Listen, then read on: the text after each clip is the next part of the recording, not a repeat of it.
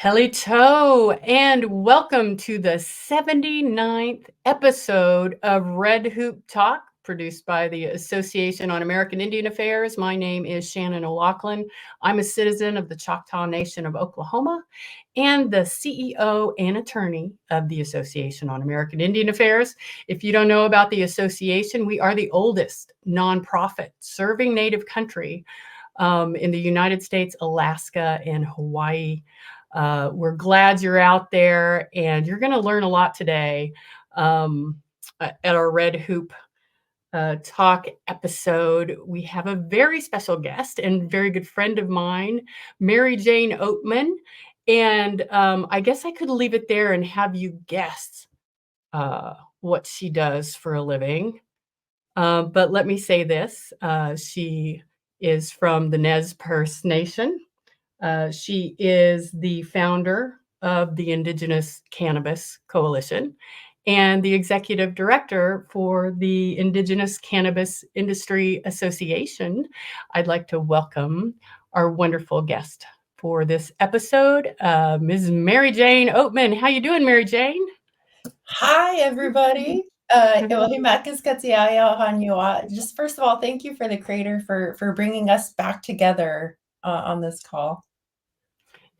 Thank you for joining us, Mary Jane. I've been wanting to interview you for a long time. And first off, let's just get this right off the bat so we can actually get into some good conversation.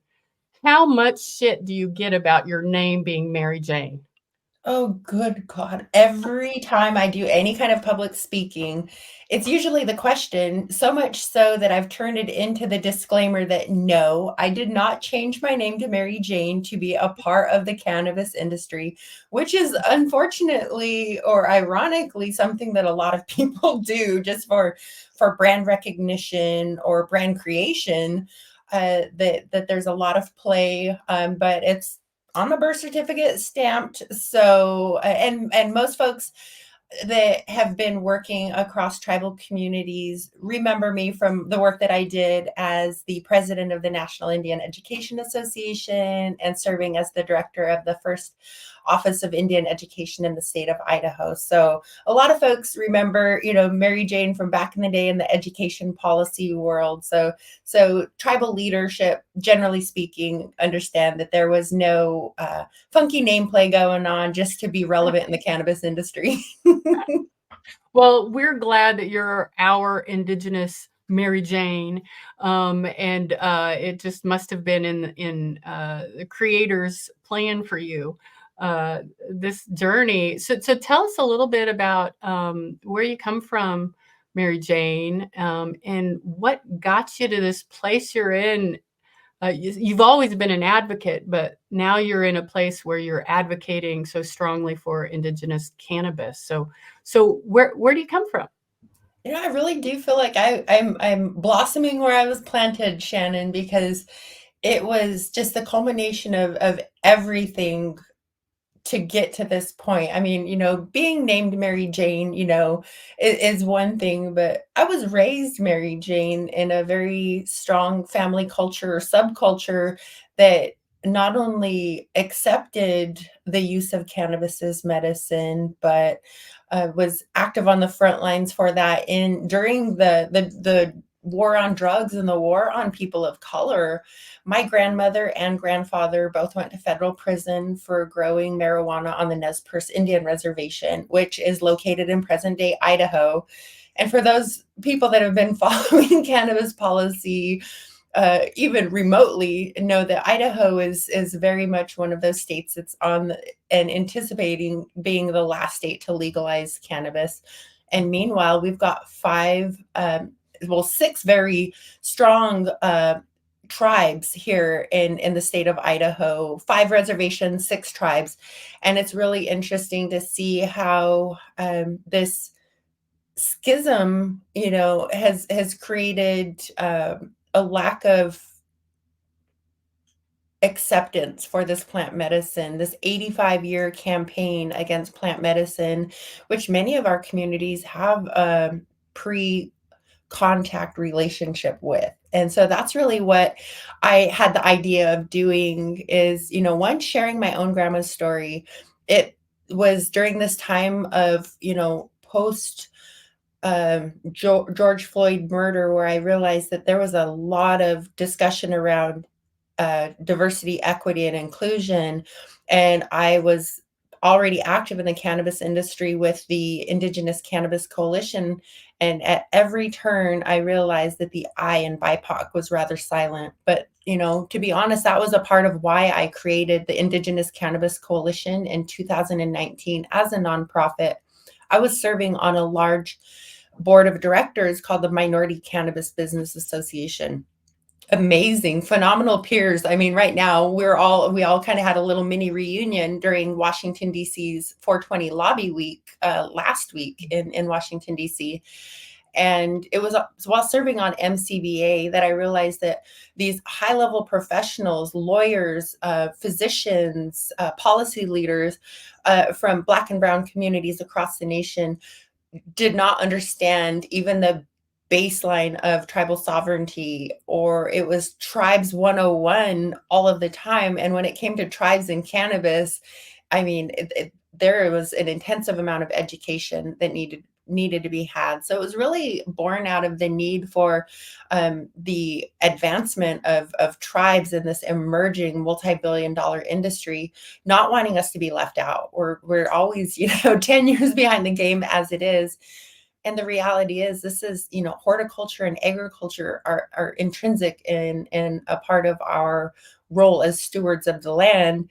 And I'm familiar with what was happening in California. A lot of, bad practices, dirty herbicides, pesticides, damaging of salmon watershed. And so I really felt like there was a lot of room in the industry for an organization that was led by Indigenous voices, that was not only talking about the business side of cannabis, but also reminding everybody that our communities have gone through gold rushes, and now you're going to throw a green rush at us too? Like, come on.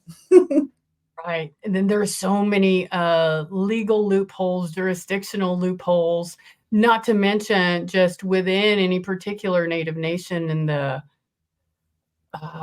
the division of attitudes really still in our communities about, cannabis being some kind of gateway drug to other things, or somehow the abuse is overestimated, versus people who have had long time experience at using it as a medicine, like we use so many other plant medicines in our traditional cultures. So what was it? So you grew up. Did you grow up on the Nez Perce reservation there in Idaho? I know Idaho in that area is absolutely beautiful and amazing. I think people don't go and visit your nation and what it has to offer. Yes. I'm a little res girl. I was born and raised on the Nez Perce Indian Reservation. And as you were doing the intro and I heard, 79th episode, I was like, oh, again, another connection, just to age myself so that people, and I do it when You're I talk about. 79? I was What? born in 79. Oh, yeah, right? I'm 79. Well, girl, it must be that cannabis. No. Yeah, I'm telling you, that's a good marketing campaign right there. Yeah, no, I was born in 79. And so that kind of, leads into the the reason of why, I was a kid during that Reagan administrative era of the DARE campaign, and had to endure McGruff the crime dog in my elementary school setting while both of my grandparents were incarcerated in federal prison. And so you know how it is on reservations, like in small towns, everybody knows everybody's business. And so it was, while the federal raid took place, it was the talk of the town. And then the following school years to come, during the trial and during my grandparents' incarceration, it was, I guess, the time that I didn't realize now, that was the thickening of the skin, the resilience, and the adversity to do what I'm doing now, because I am very unapologetically an ambassador of this wonderful plant medicine and reclaiming the divine feminine spirit, not just of the plant medicine that she carries, but also what is the potential for Indigenous women's economies as in my people's culture and traditions, we were the rope makers. And we have a pre-contact history with the hemp plant itself, with the cannabis plant and the hemp rope as a fiber. And so we've had a lot of agricultural land loss on our homelands here in Idaho, and as well as across the Pacific Northwest. And I really feel like this emergence of the Farm Bill opportunities for tribes to farm hemp, as well as the state legal, recreational, and medical opportunities opening up, are guiding tribes back to rematriating the medicine as well as the agricultural concepts around cannabis. And to me, that's really exciting. But as you mentioned, it's slow going because there are a lot of misperceptions because we've had so many isms in our community. And unfortunately, cannabis was put into that same context. I mean, most of our elders, their experiences with cannabis were negative. Even if they had a positive personal consumption story to share, they remember a family member that was incarcerated, or somebody that got kicked out of their home because of federal policies around controlled substances, or a person that was denied entry into college because they could not get their FAFSA through because they had a cannabis conviction on their record. And so the policies around the plant are still impacting tribal families today.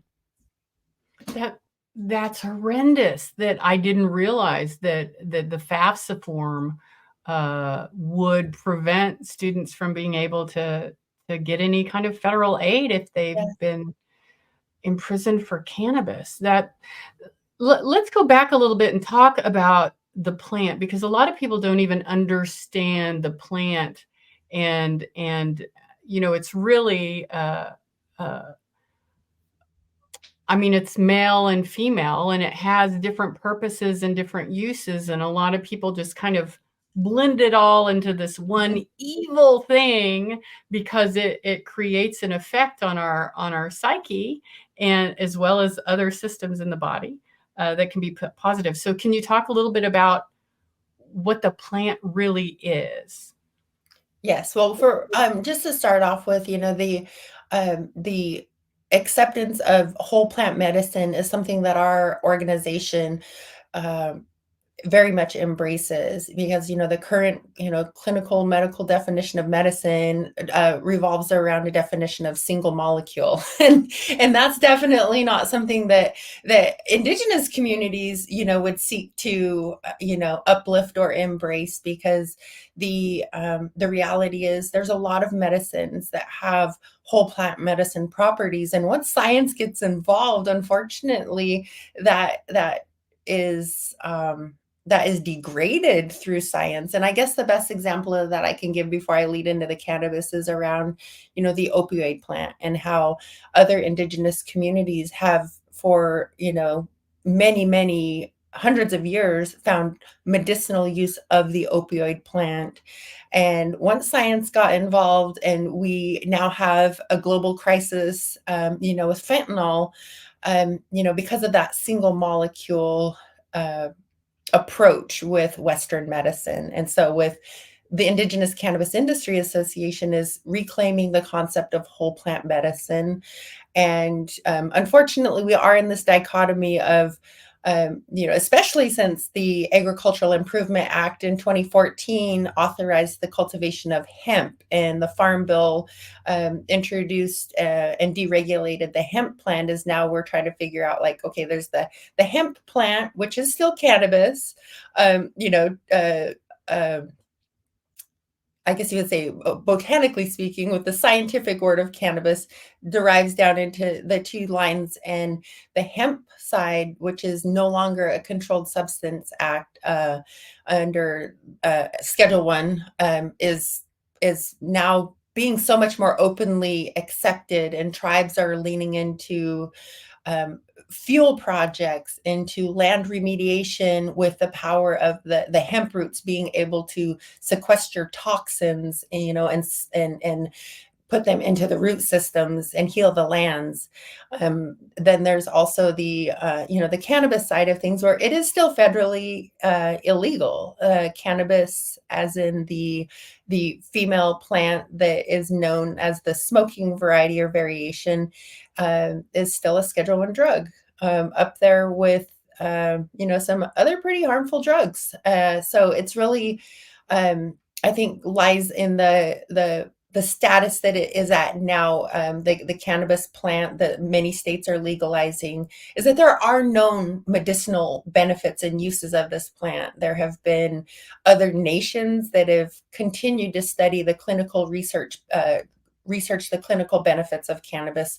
We didn't have that happen here, unfortunately, and so we have to really push to deschedule cannabis, and there is a lot of big push for that right now, because there's now known medical benefits of cannabis, and there are even tribes that are leading in those efforts and initiatives to prove the medicinal value of the cannabis plant. But I think that right now, what we're experiencing is that there's a lot of tribes out there, that are just keeping their hands off of both of them, because there's still so much more education that needs to be had. And that's really where organizations like the Indigenous Cannabis Industry Association, as well as the work that I do with Indigenous Cannabis Coalition and Tribal Hemp and Cannabis Magazine, really are critical. Is a lot of our leaders are lacking the data to make the informed decisions, to be able to move forward and to be able to get community consensus and buy-in. And I think that that's really important, because this is still very scary, and families were traumatized over many decades. And so when they see tribal leaders, moving forward with, accepting maybe cannabis as economic development without consulting the elders in the communities, that can have some repercussions, in and of itself. And so that's one of the things that we love to do as an organization, is help tribal leaders develop what that community consensus and buy-in looks like. And even right now, as an organization, we're still doing that with tribal leaders. So there's that layer of it, as well as the community side. And our elected leaders, they have a lot of issues, on their plates, very intensive issues. And so putting something so new and so scary like cannabis, on the agendas, has not necessarily been the easiest thing to do, but it is, again, being able to dig deeper into where there are information, analytics, and data, and providing those in toolkits to our tribal leaders, so that they have a starting point. Yeah, I'm bringing up your website for the Indigenous Cannabis Industry Association, and I really like how you all have this structured, with what you do. It seems like you all are developing really important policy and policy directions for the industry, and how Indigenous peoples are using cannabis, medicinally, recreationally, economic development, and for healing, and empowering tribes with capacity, like information that's going to help them build or make a decision whether they want to build cannabis into their economic development or not, and then connecting people. And I really liked how you talked about, I've seen you present on many occasions, and I really like how you talk about the association and its purpose. And I really think it's a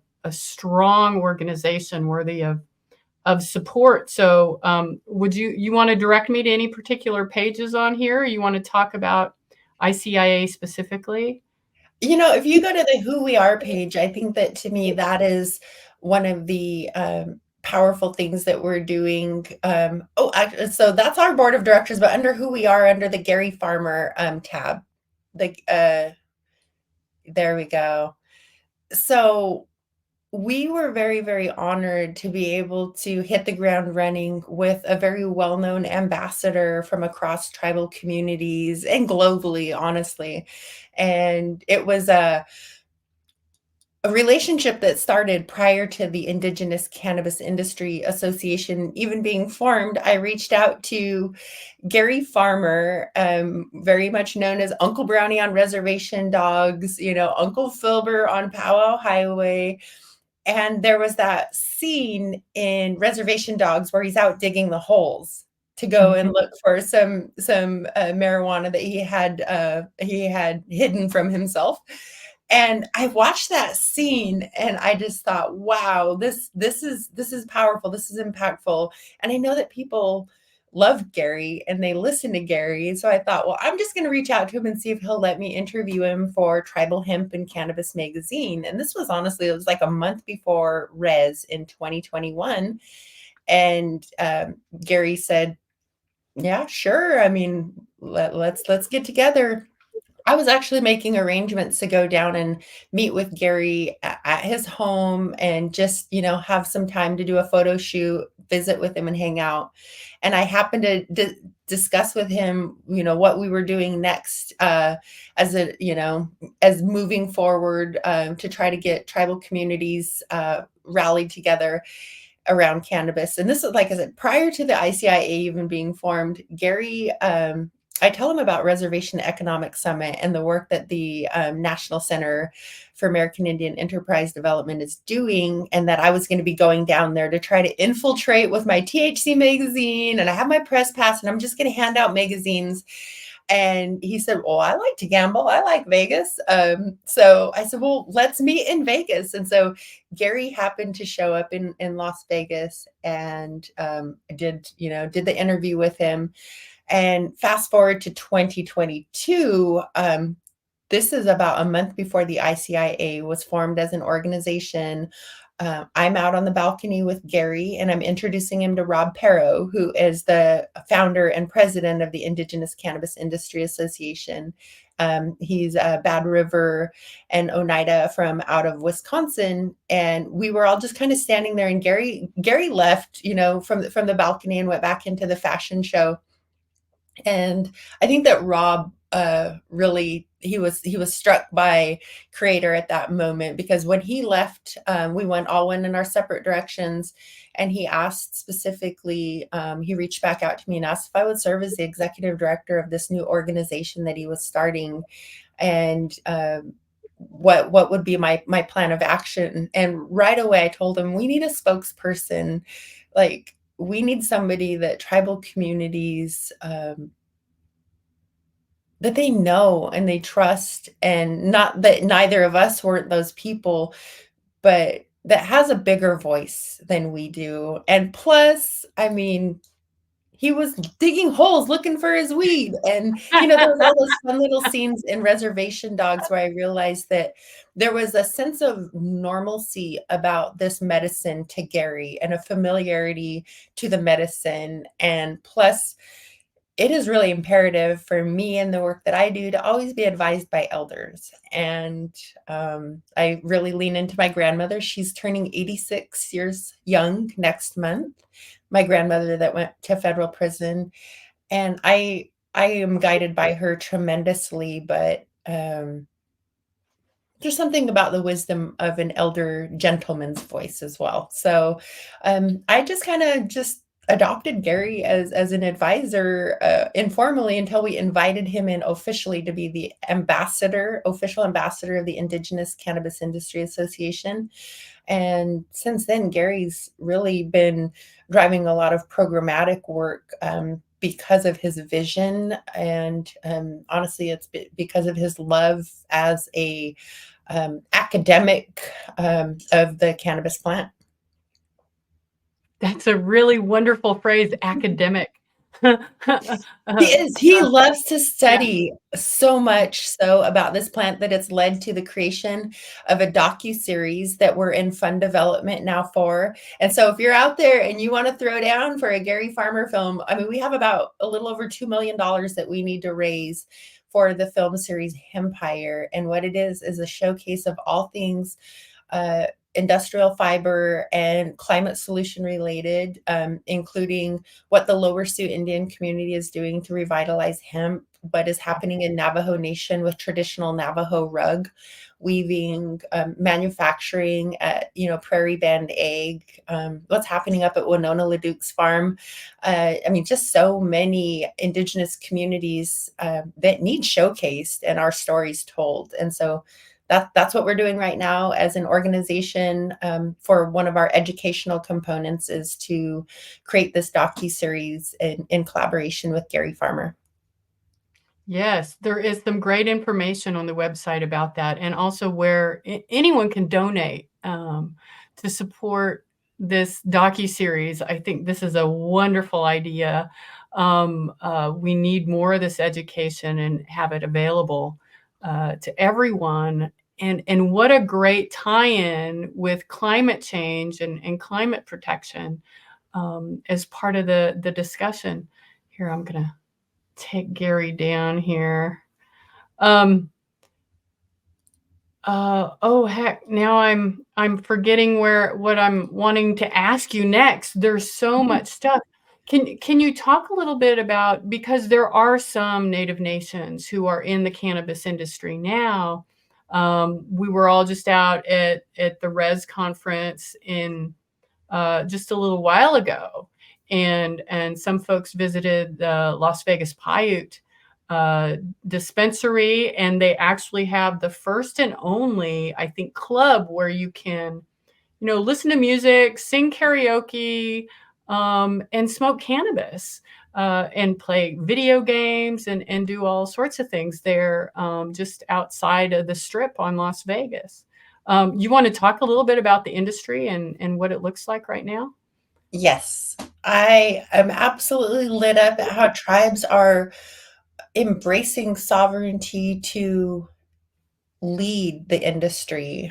And you'd mentioned, many Native Nations cannabis owned and operated by the Flandreau-Sani Sioux tribe was the first medical dispensary in the state of South Dakota. We've got the tribe that you just mentioned, the Las Vegas Paiute tribe, the first consumption lounge as well as first drive-through in the nation owned and operated by a tribe. The first robust clinical research around cancer efficacy or cancer treatment and opioid efficacy is being led by the Puyallup tribe in Washington state. The first tribe to open up a dispensary medically preemptively ahead of a state legalizing just this Saturday, Eastern Band of Cherokee Indians and their new dispensary under their Quala Enterprises. So there's absolutely no doubt that tribes are leading in this, and that they're doing it in a way that they understand all eyes and a lot of scrutiny are going to be on our tribal communities. And so what does a robust regulatory system look like? What does community and product safety look like? And that's what tribes are doing. We are masters at setting up new industries, and that's really where tribal communities have, again, the unique opportunity to lead in something like cannabis, because especially on things like tourism, like what the Las Vegas Paiute tribe is doing, because there are a lot of states that ban public consumption or open consumption or drive-throughs, where tribes, flexing tribal sovereignty, can have that one up. I guess another one of those, interesting early market monopoly opportunities is our tribal nations in the state of Minnesota, where the state recognizes that the tribes are well positioned to lead, like the White Earth and the Red Lake tribe already are. And now they are positioned to either participate in a state open market by entering into compact negotiations with the state so that they could provide their products back out to state markets. But they really are in a position to help take care of other tribal nations, and create what happened in Canada was really unfortunate. Is when the Cannabis Act was legalized, tribes were lobbied against, First Nations communities were lobbied against and purposefully left out of federal reform in Canada. And so the First Nations communities up there created what was known as the red market, where they said, we're going to work with regulated, compliant systems intertribally, basically. And so that's kind of where we're seeing, with interstate commerce still being a very controversial area in cannabis, is that tribes in a state working together is, very much being modeled. It happened in Nevada where they have the intertribal cannabis enforcement division. Tribes in California are operating, in an intertribal commerce manner. But that's, tribes have been, doing trade intertribally since time immemorial. And I really feel like that is another one of those areas where tribes are positioned to once again lead in this conversation, because interstate commerce is not happening, but nation to nation trade is very much happening. Right. Yeah. And I see, tribes that I've worked with um, have often been tribes with farmland or other land that they've actually leased to other agricultural interests, to other mining interests, and what have you, that still could be usable land for hemp. And what I know Gary Farmer was talking a lot about the hemp industry and uh, how strong that could be to help develop manufacturing within the United States, basically from soup to nuts, from growing the hemp to manufacturing the hemp into all of these different textiles and plastic alternative items. And I mean, it really seems like such a hardy uh, textile and plant. Not even talking about, not talking about medical and recreational, the female part of the plant, the part of the plant with the THC, just the hemp. There's so much to do, and I don't quite understand why tribes would be hesitant to work in hemp and develop the hemp industry. How is that looking specifically, and is the Farm Bill helping to support hemp agriculture? Oh, absolutely. We've come a long way, baby. Like, thinking about, like, in 1933 when the Farm Bill was first passed, the Agricultural Improvement Act, and tribes were like nowhere in any of those earlier, iterations of the Farm Bill. We get to 2014 and we're still left out of hemp activities of the Farm Bill. Like, oops, we forgot tribes. And so between 2014 and 2018 Farm Bill, thanks to groups like the Native Farm Bill Coalition and other National Congress of American Indians, other organized efforts of tribal communities, 63 new provisions were included in the 2018 Farm Bill.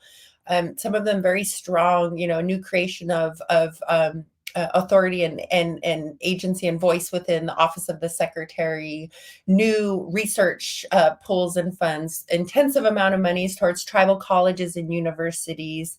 But we're still in this chicken and the egg problem where it's like, yes, there is so much opportunity around this hemp. I mean, not billion, we're talking trillions of dollars in future development with the many, many products that can be derived from the fiber textile and the hemp plant as a commodity. But it's like, for housing, is probably one of the best examples where tribes have the opportunity to create circular economies, seed to turnkey, with a new industry. And we have incubator tribes of sorts like the Lower Sioux Indian community that are proving that, modeling out, where they can show that we can get homes, near cost to produce a hemp home. And they've figured out how perhaps they can maybe navigate the, low income housing tax credit, systems to be able to build these homes.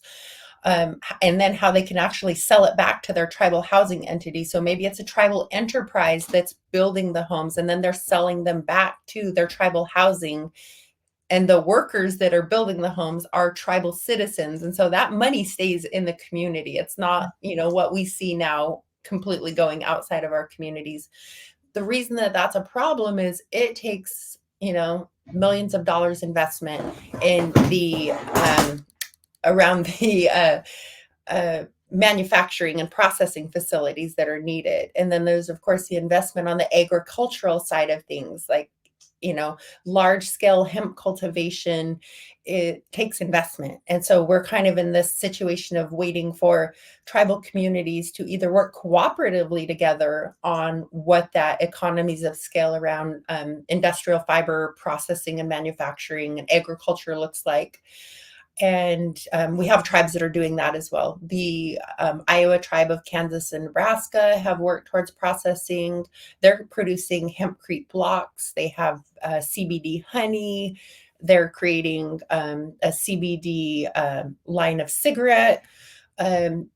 We have the Prairie Band Egg. They just broke ground last, I think, 3 weeks ago on their second processing facility. So we do have tribes that are being bold and innovative, but the reality is we need, like, out of our 574 federally recognized tribes, if we could have like, 450 of them working, in the supply chain, then that rising tides lift all ships, mentality could happen. There are a lot of interesting new funds that are out there that have some potential, but until we lobby to make sure that that hemp biofuels are included, in the, tax reimbursements for those that are investing, there's still a lot of little policy tweaks that need to happen for it to be a larger industry play. But housing is just one part of it. I mean, NASA and Boeing, they're going to be looking for alternative fuel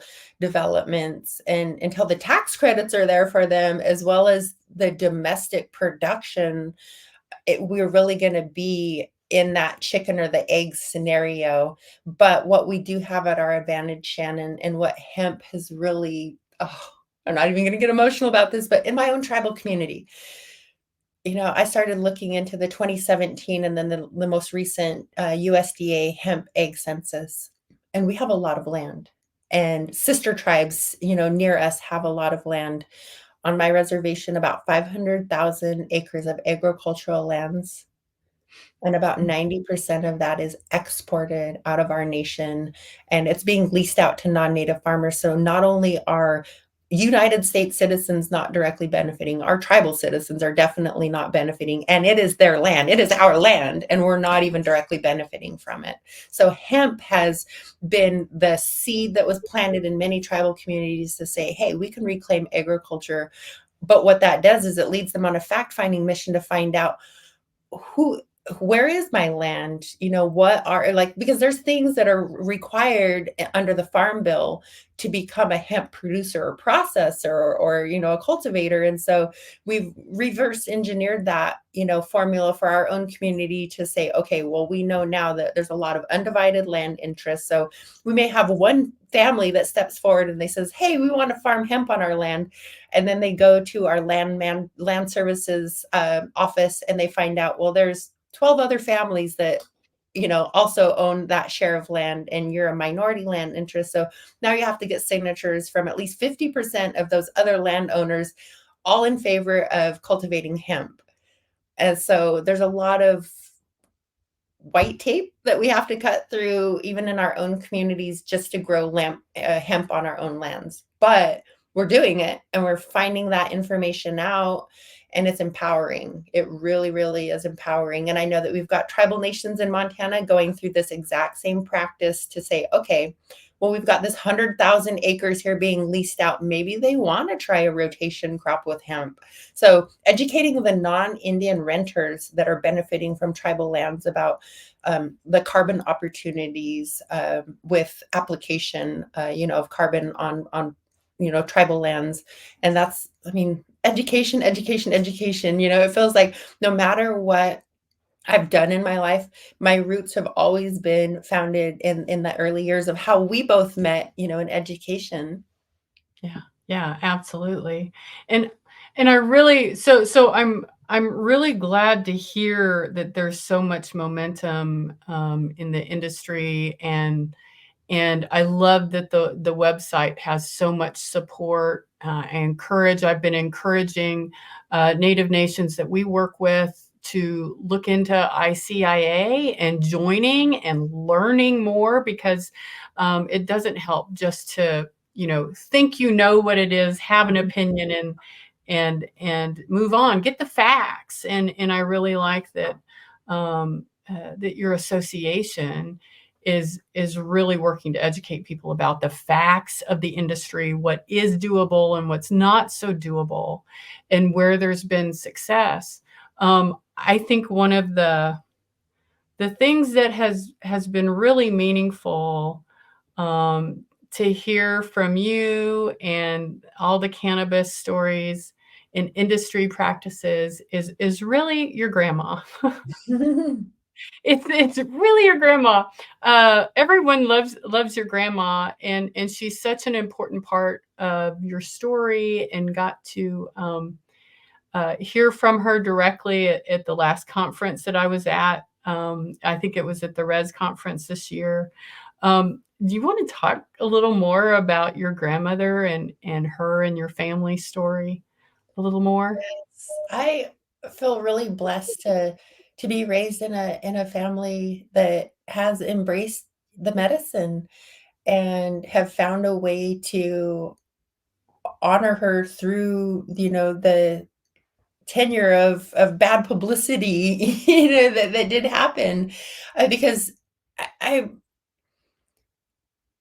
I was really my grandmother's not a public speaker, and she does not put herself out there by any means. She's very, very rarely done any kind of, stage work. So, when I first, started putting the panel together, again, for me, it's about honoring and recognizing the wisdom of our elders who have blazed trails way before me. And Gary and my grandmother were two of those that I felt were pertinent when we talk about the work that we're doing as an organization to organize tribes to protect sovereignty. She was freaking out. I mean, she loves going to Res and she loves everything about Res, but she just likes to be a fly on the wall and watch the beautiful Indigenous people, because it's a fashion runway show at Res as well, just walking the hallways and the trade show floor. And she loves just sitting in on the summits. So she really was a bit hesitant when I told her that I had included her in a panel session. And even just like the moments before it was time to go on stage, she was like frozen in her chair, like, oh, and I said, Grandma, just be yourself. And she's like, that's what I'll do. I'll just tell them who I am. And the more that she started to talk, she started to share what she's never shared with me. And that was that simple statement of, I would do it all over again. That she believes in the power of this medicine so much that she would endure it all over again. And she's never told me that before. And that's why I think it is really important to continue to talk with her, because I know that she's said it herself that sharing her stories is very healing. And my grandmother is also a survivor of the boarding schools. And that is something that I know that she has not shared as openly about it, but that she is more open to now that she's kind of like, peeled off that first layer of like, talking in front of people is not that scary, and that there's a lot of people that could relate to what she was sharing, through her cannabis stories. But she came home from prison, and I think that it changed her in so many good ways. One, she'd never been away from her children or her grandchildren prior to her incarceration. And aside from the what she perceived as shame that she put on her family, she came home very, very much an independent woman, something that she had never really had the opportunity to be prior to that. She made tremendous friends while she was incarcerated that, eventually they became parts of our family. And I don't think that when she says that she would do it all over again, she means the time away from family, but it was for the first time in her life, she got to be, Alice Johnson Warden. She wasn't grandma or she wasn't mom. And it empowered her in a way, when she came home to continue to be a fighter. And that's what I've always known of my grandmother is she very, very wise woman. And my grandfather that also went to federal prison, in hindsight, we realize the legal complexity of that case is he should have never went to federal prison. My grandfather was not only was he not an owner of the land, he was not participating in any of the cultivation, but he was non-native. And so the federal government kind of, railroaded his prosecution as a non-native who they did not have jurisdiction over to send him to federal prison as well. Wow. Wow. That's incredible. And I think your grandmother and having your grandmother share is so important. I mean, I'll never forget the time, my grandmother had a lot of different issues to her health as she got older. And like probably all Native families, my family has the line of drug users and alcoholics and people in trouble and I was always kept kind of separate from that, or the family tried to keep me separate from that.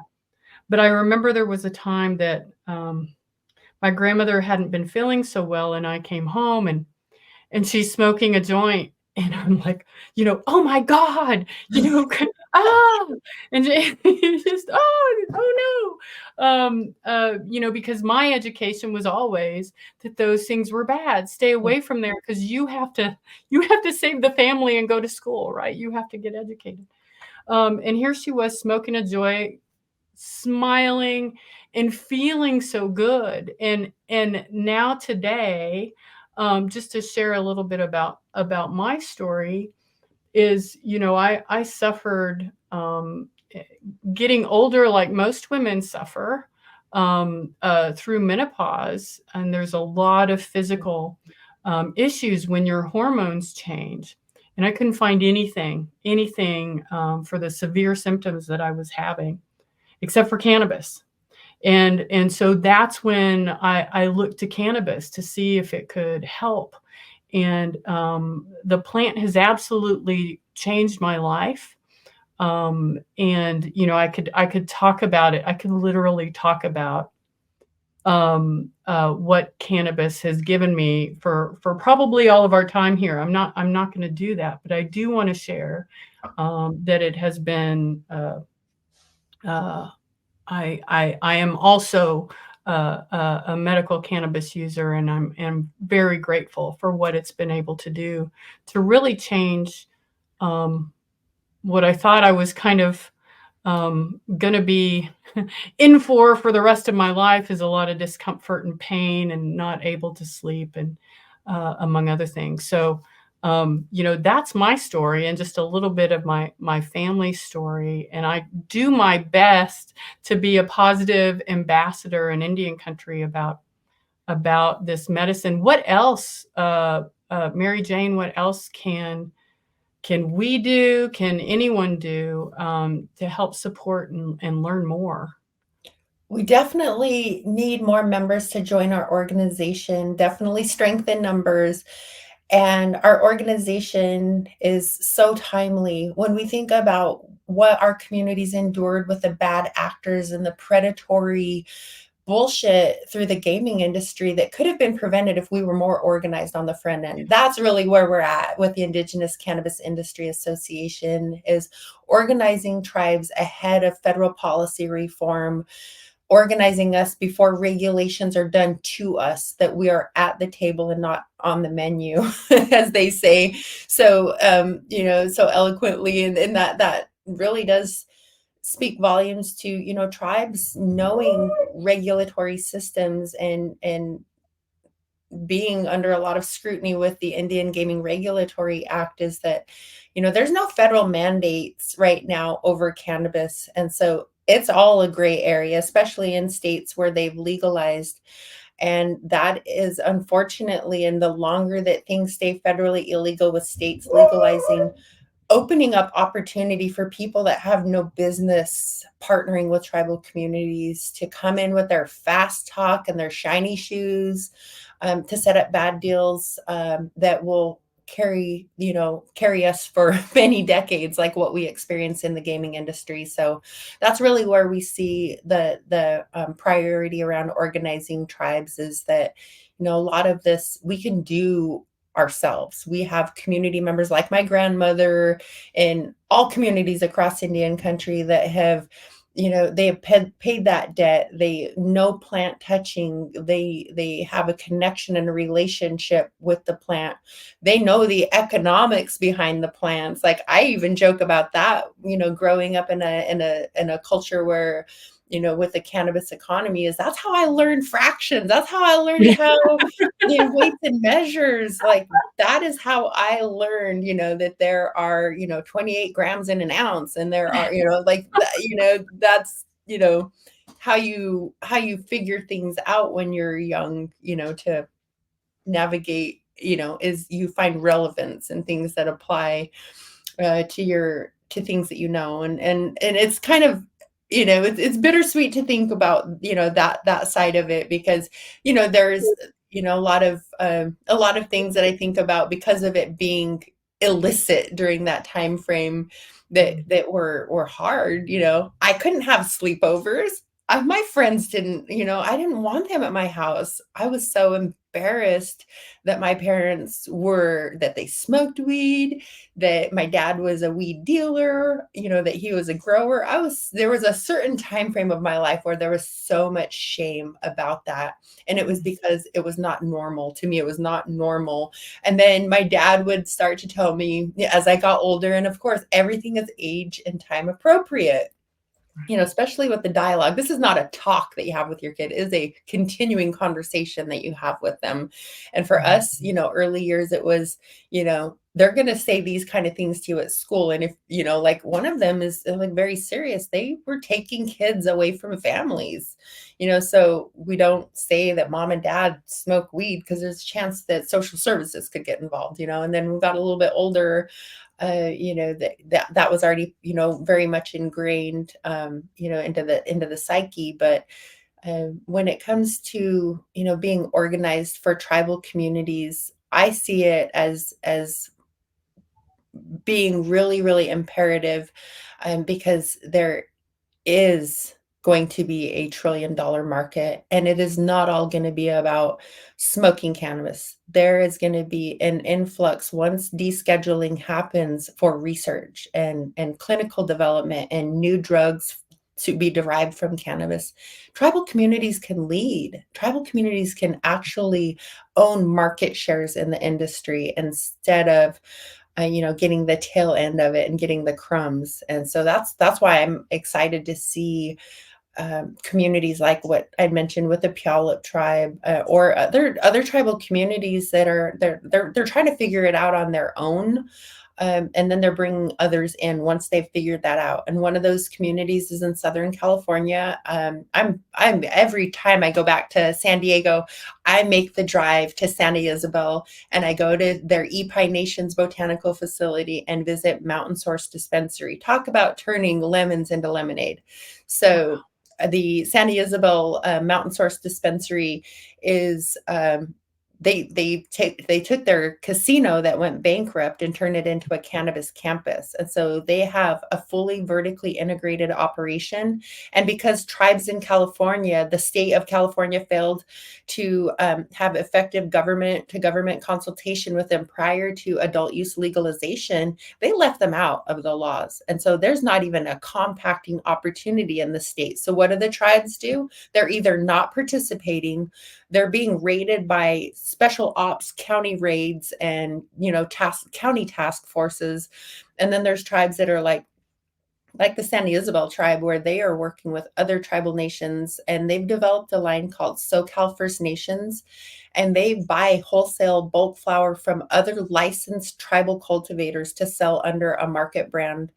And so, I mean, really the sky's the limits when tribes start to work together in cannabis. And, when we were in the the confines of gaming, what are we doing? We're competing against each other for gamblers.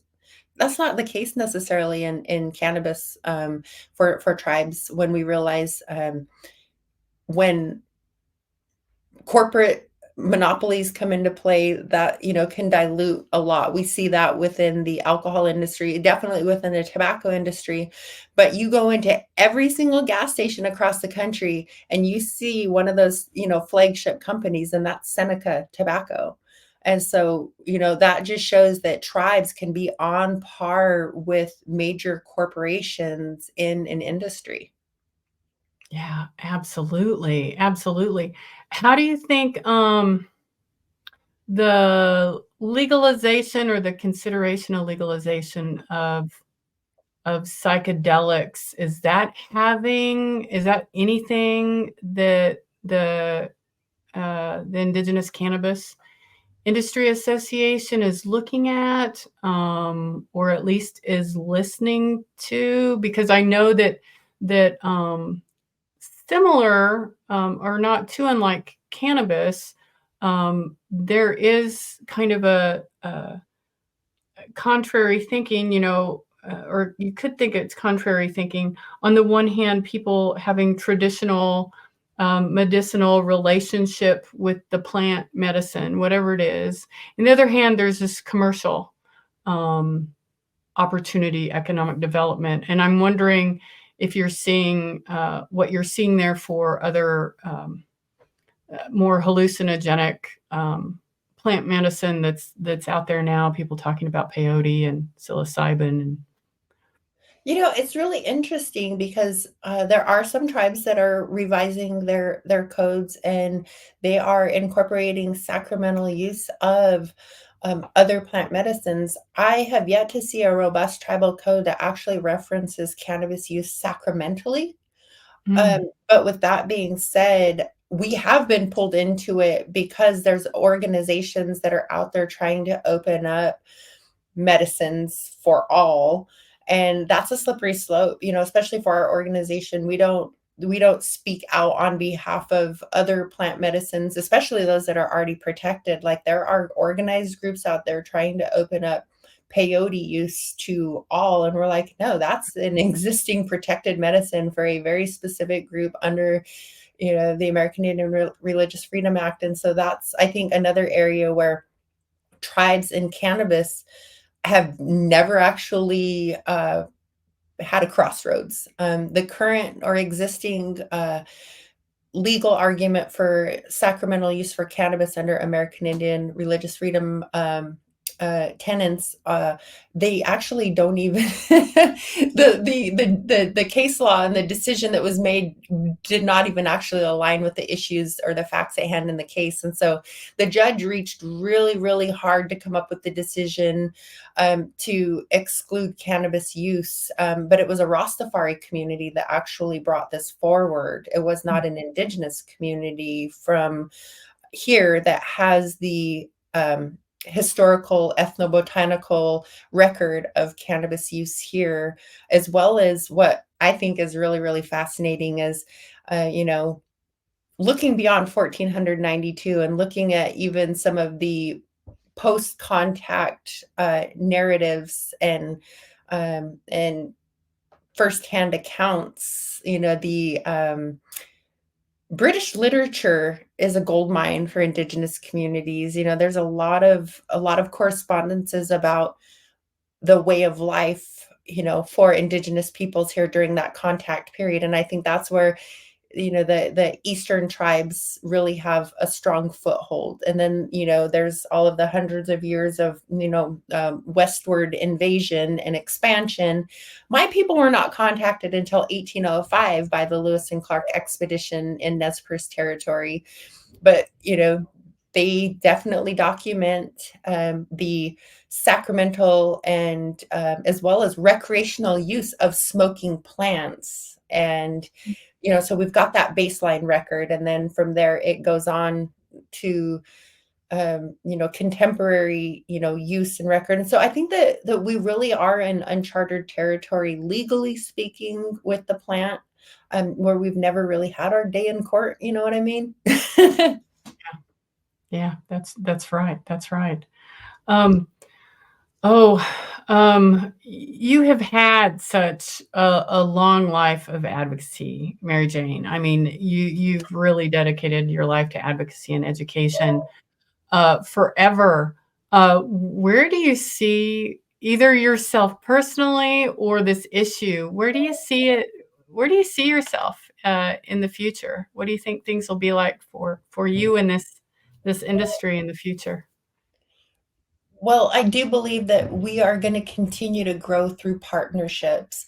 We are very grateful for Chris James and the National Center for opening up their venue for this conversation and allowing us to lead because, for any one organization, and because of the taboo that is still around the plant, it is hard to just lean in and lead with it. But through, this partnership and we're still going after the Indian Gaming Association. That's one of those organizations that we see is pivotal for us to partnership. The National Congress of American Indians has opened up their doors as well for ICIA to come in and lead conversations around this, or co-lead conversations, because through those partnerships is really where we're going to get more traction. ICIA is our own organization as a startup. It's hard.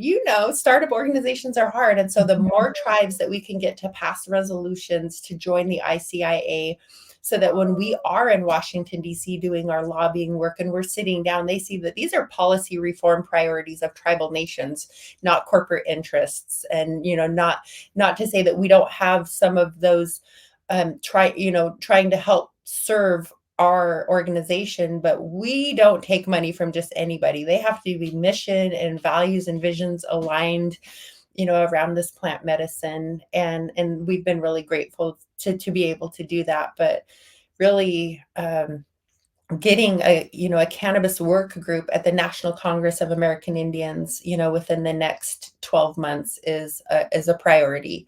Passing more resolutions through the NCAI. We're going out next week to present at the Native American Finance Officers Association on just some of the national landscape, as well as some of the reform priorities that ICIA leads for safer banking reform. Because the writing's on the wall with the political state that we're in now with the elections this year, that we might not see cannabis descheduling or legalization for the next 10 years. And so what does that mean for the businesses that are operating in a cash only industry right now? It's not good. It's definitely not good. I mean, we have smash and grab robberies happening because bad actors and just ill-intended people know that there's a chance that cannabis dispensary at the end of the night is sitting on about $15,000 to $20,000 cash. Right. And they're vulnerable. And so we have a lot of work that we need to do to ensure that our tribal CDFIs, our tribal credit unions, and our tribal banking systems are also included in federal banking reform priorities. So, I mean, it's like, that's one side of it, then there's the farm bill side. And then again, I just keep coming full circle back to, making sure that organizations that are already working in regulated industries like Indian Gaming Association are also leading with accurate information and, not just so much shooting from the hip, because I've been in a tribal casino talking with an elected tribal leader who is very, very much in opposition of cannabis and just has a line in the sand and says that it's basically not an issue. And I said, that right there is a cannabis vape that you saw that guy just blowing out of. So cannabis is in your casino right now. So even those that want to put their head in the sand and pretend like cannabis does not impact their community, they're having those direct violations in their facilities as they speak. Yeah. And they're, you're absolutely right. So a lot of people don't understand the Indian gaming industry, that it's the most regulated gaming in the freaking world, and that the dollars or the profit after expenses from those casinos have to be spent on governmental services, have to go to charitable sources and back to the tribe to support its people. And so that takes the tribe and its citizens, where they don't need state help, they don't need federal help, because they can help themselves. It's their own economic development. So we always push, if you're going to go to a casino, go to an Indian casino. And I really want to push too, hey, if you're going to buy cannabis, find out if your state has any native growers, any native distributors, or anything. Is there anything or resources where we could go to kind of find out where the native dispensaries are? Yes. Okay. So shameless plug. So Tribal Hemp and Cannabis Magazine, definitely looking for more folks to step up and support the work that I started in kind of my infancy of the cannabis industry. And the reason why is I worked with a very well-known map maker, and most people know him, and they've got maps hanging up from Aaron Carpella in their offices across the country. So I worked with Aaron to create the Tribal Nations Dispensary and Farm Map. And essentially he gave me a copyright permission with an open source file to create this map. And so what I started to do was just nerd out. I mean, I'm out here. I worked as a legal bud tender in Washington State. So I knew what tribes were doing in Washington. I knew that, there were several tribes that had recreational dispensaries. So in 2019, I started compiling the directory of all of the tribes across the nation that were operating testing facilities. I was trying to find those that were doing cultivations as well. That was a little bit more difficult, but the one that was really easy was the dispensaries. Who was operating a recreational or medicinal dispensary? And I put them on the map. And then I started to develop a companion directory. So here on the Tribal Nations Dispensary and Farm Map, and for me, it was so that we could support Indigenous grown businesses. And so in the third issue of Tribal Hemp and Cannabis Magazine, I worked with a collaboration with the Emerald magazine to identify 100 Indigenous companies, cannabis companies to support. And I do feel like, by Native for Native, that we can continue to do that intentional brand recognition of Indigenous community products as top shelf, not this race to the gas station cheap weed. That's not going to happen. Not on my watch. Quality over, quantity does not, for the connoisseurs that are really looking for the medicine, that's really where we've seen tribal brands really shine. Mary Jane, I know I want the association to join and be a member of the Indigenous Cannabis Industry Association, and want to be part of all the events, and however the association can be helpful for Native nations and for the organization, and for the mission of the organization. We're here. We're all in.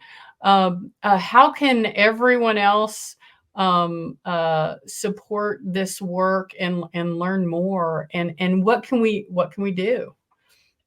Well, first, I'd love for people to visit our website, www.indigenouscannabis.org. We started at the advisement of Uncle Brownie, Gary Farmer. He said, because our base level originally was $420 to join as a member of the Indigenous Cannabis Industry Association. And he said, times are tough. And that's like, even if they're breaking it up 420, 12 ways, that's still, that's a pinch for some people. Is that the lowest we can go? And so Gary lobbied and pitched a Friends of ICIA level. So our base level starts at $100 to support the work that we're doing. You can stay informed and up to date through our tribal newsletters that go out to support tribal cannabis. One of the other areas is sharing your stories, your cannabis why. We're going to be coming out with a project for more people to share their cannabis why. And I think that is an opportunity for education, that there are many, many ways to consume cannabis. I know most of the elders that I know, they are, challenged and really don't have any desire to smoke cannabis, but they will not leave the home without the salves in their purses. So there's tinctures and there's topicals. There is compassionate end of life care with suppositories for people that are going through cancer treatment. And so really, more people sharing their cannabis why opens up that there are therapeutic methods aside from smoking for people to consider.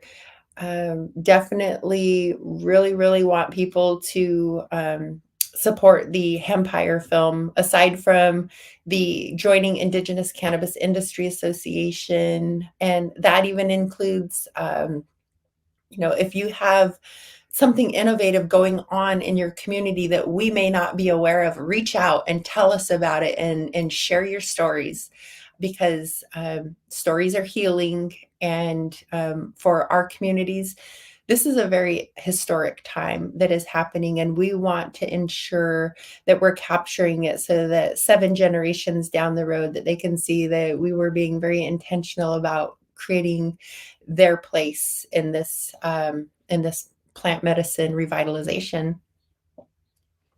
Yeah, that's beautiful. Are there, I know in different states there are campaigns to lobby state legislatures to change cannabis rules and regulations, and there's also federal work that's happening nationally to change federal laws, and also diminish the criminal penalties and expunge folks' records.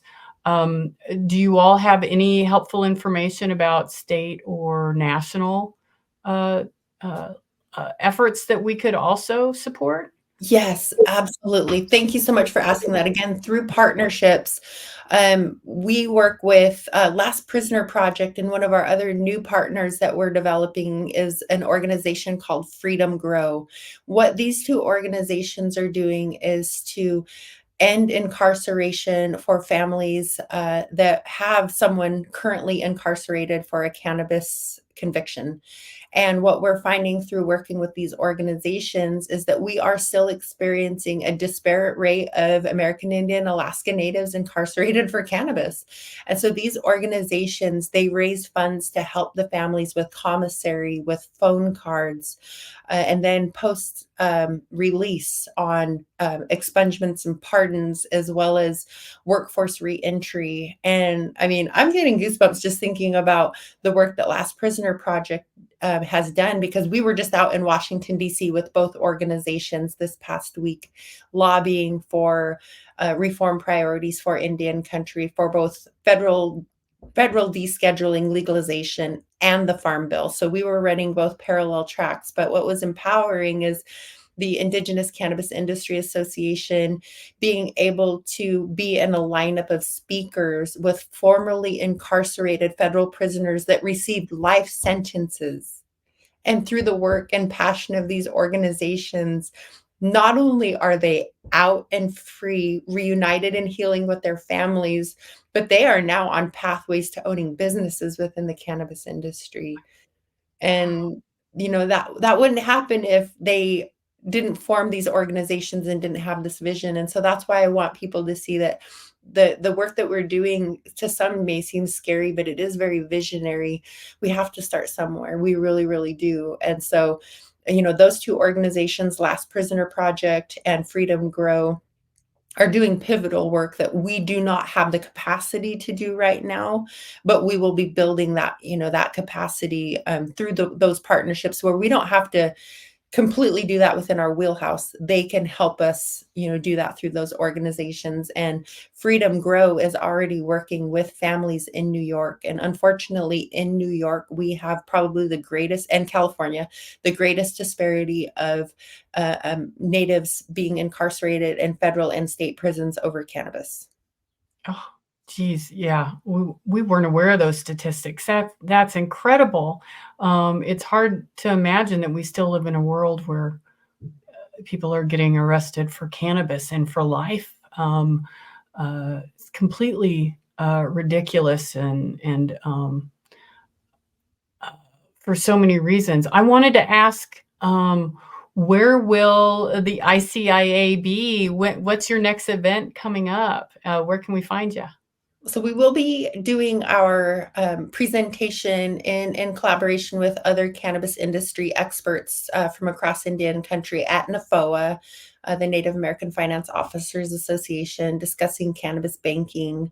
From there, we're going to go out to Eastern Band of Cherokee homelands during the National Congress of American Indians, June 1st through the 3rd, or 1st through the 6th.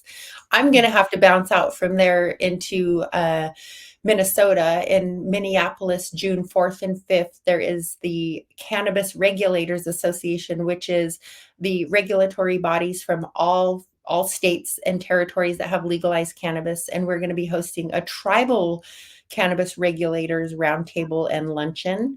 And then from there, we're all over. I think ICIA had its first international exposure last week. Our president and founder, Rob Perro, was at the International Cannabis Business Conference in Berlin.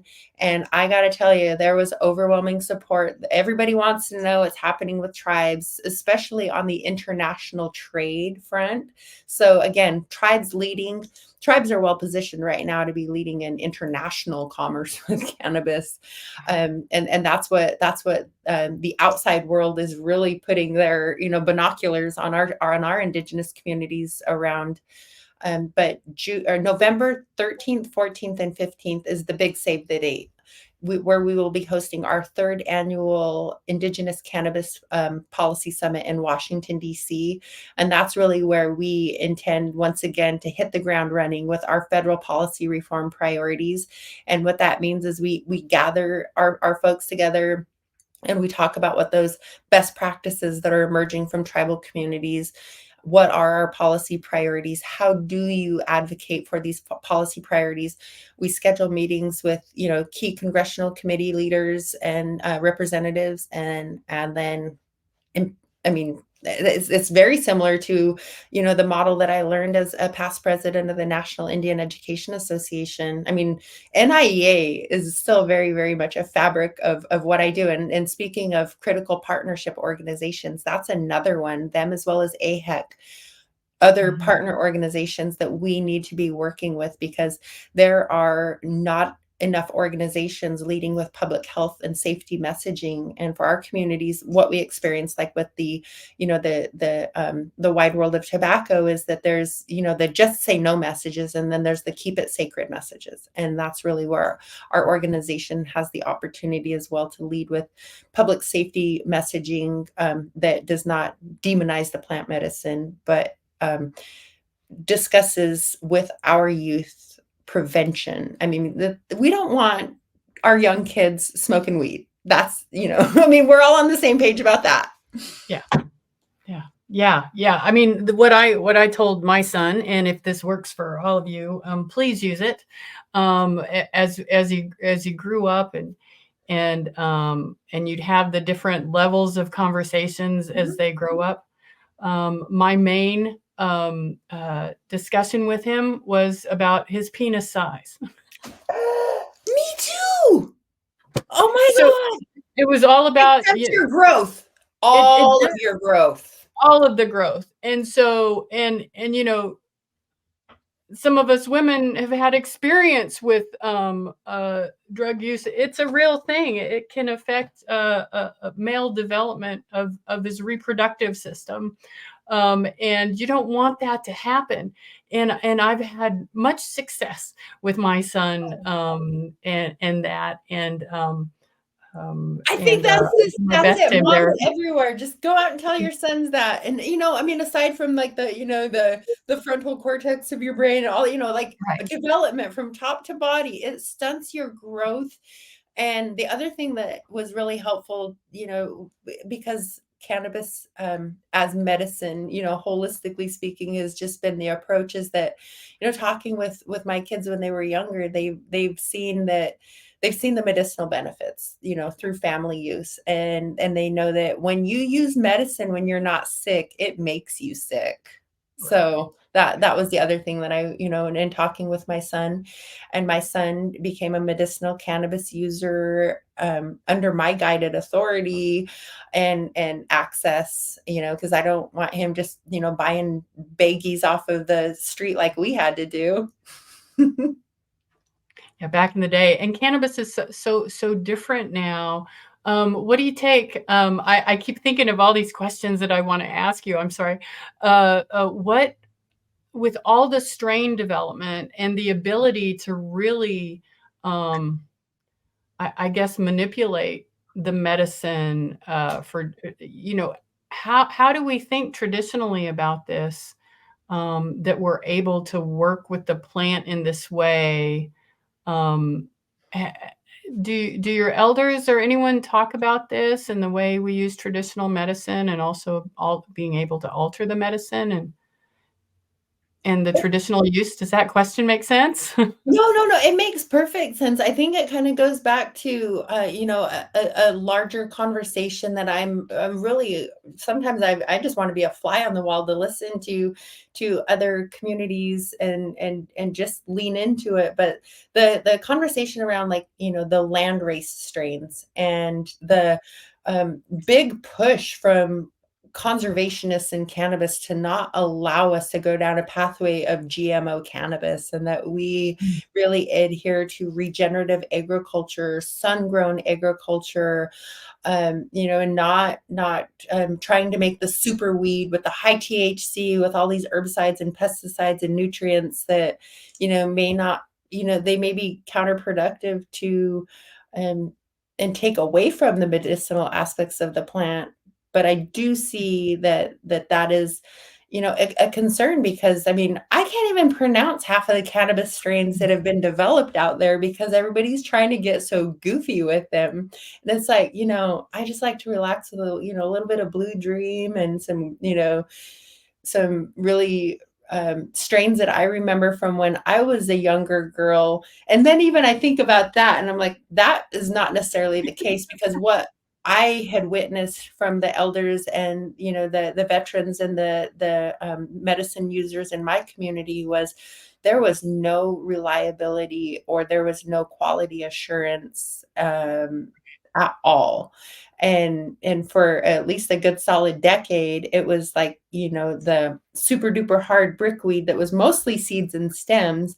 And that's, I think, one of the reasons that my family actually started to grow, was because there was not the good medicine, and it wasn't just about getting high and getting the, quote unquote Mexican weed that, everybody used to smoke, and half of it had mold all over it and you never knew what was, mixed in with it for weight. Right, But it's right. really, the adherence to the different strains and how they interact with each person. And that's why, just like cannabis policy for tribes, it's not a one size fits all, model.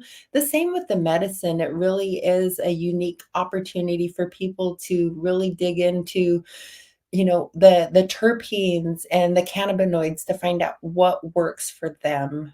And with safer access and quality access and more reliable access through, clinical or recreational dispensaries, we're better positioned to do that now than we ever have been. And so, you know for me, I really find that I've had such a variation. I know that edibles and myself are like a big no. I've experienced that, prior to having good, reliable dose access in a medical dispensary. I ate cookies at home that made me so scared to ever even want to try an edible again in my life. It was that horribly overdosed. But I mean, I slept it off. I woke up, and I was fine. I think that one of the other areas that I'm excited to see tribal communities embrace, and that ICIA is very much leading, in partnership with our tribes, is that cannabis is not the gateway drug. Cannabis is the exit drug. Exactly, exactly. Oh, beautifully said, Mary Jane. I'm so glad you said that. Yeah, it's been shown to help decrease alcohol use, and is I hate to say a replacement for, but really, my alcohol consumption, I think everyone's alcohol consumption during COVID wasn't where they wanted it to be. Um, I found that cannabis, because alcohol seems to get you, it does do something to really change how your body responds physiologically. It's a huge depressant, and I found that during COVID, alcohol was doing its number on me, where cannabis released me from alcohol, or even wanting or desiring alcohol, or feeling like I had to that I needed something. Um, Alcohol seems to create a dependency, I found, where cannabis seems to release it all from you. I don't know what your experience has been, but it's a good medicine, and but it is a little bit scary, and there's a lot.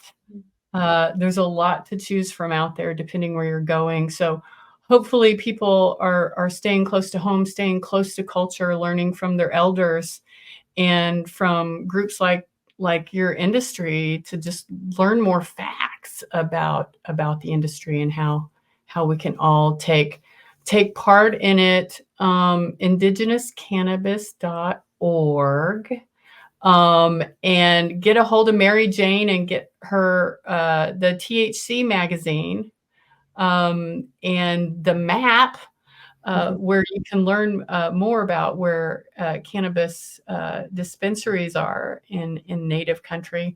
Mary Jane, closing out, what else do we need to make sure people know before they leave Red Hoop Talk today? Well, I think that the biggest gift that I was given, by one of my elders, was to be remembered, or to be reminded that, this every single day, that we take breath, and we thank our creator for being here. Some people start their day so busy they forget to thank the creator.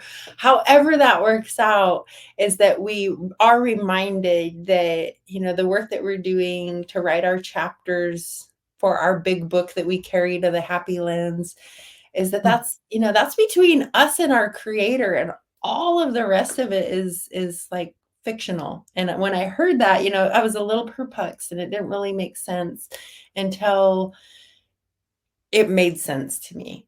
And what that meant was that, the laws, the rules, you know, sometimes you're going to break a little bit of white man law to fulfill natural law.